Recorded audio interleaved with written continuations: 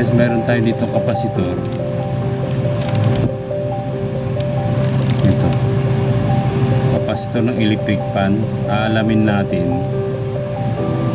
kung paano natin malalaman sa multi-tester analog pag-check ng kapasitor. Kasi minsan pag mayroon tayong electric fan sa bahay, hindi natin alam kung okay pa ba o hindi na. Basta't hindi na umikot, pakiramdam natin yung kapasitor, ayun ang gumana. Pero sa pamamagitan ng multi-tester analog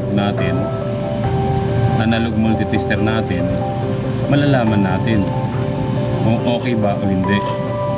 Ito guys, ang pag-check nito, ganito lang yun.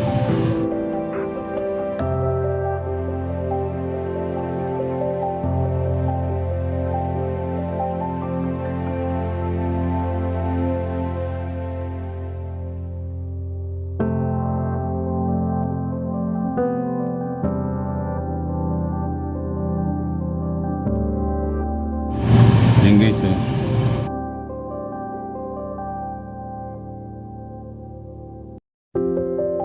Mabilis pumalo, mabilis bumalik. So ibig sabihin okay to siya. Although obvious naman na okay pa kasi bago. Pero yun ang tatandaan natin, na pag mabilis pumalo, mabilis bumalik, ibig sabihin okay pa siya. Ayun, oh. Di ba guys? Ito pa isa. Yun. Diba? Mabilis pumalo, mabilis bumalik. Ibig sabihin, okay pa yung kapasitor natin. Ito yung sira natin. Obvious na obvious sira kasi butas. So wala nang continuity. Wala nang, hindi na pumapalo siya.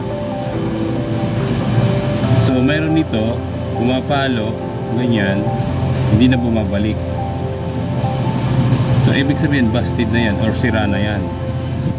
So kung mag-check kayo ng electric fan, mag-check tayo ng electric fan, check natin kung pumapalo pa o hindi na.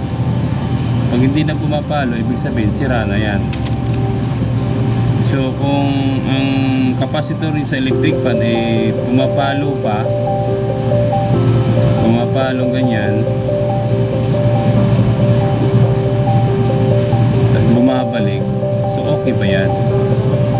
Kasi minsan may mga sa mga electric fan guys, may mga pagkakataon na tumitirik o hindi na umaandar. Ang problema pala, hindi lang minsan okay yung kapasitor, minsan bushing, shafting, or yung rewind.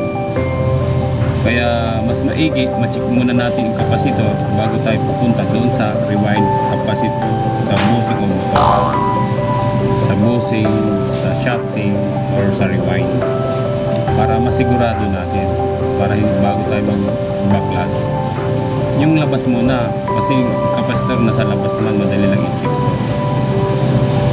Masigurado na may analog multi-tester tayo. Ganun ang pag-check niyan guys. Mabilis pumalo, mabilis bumalik.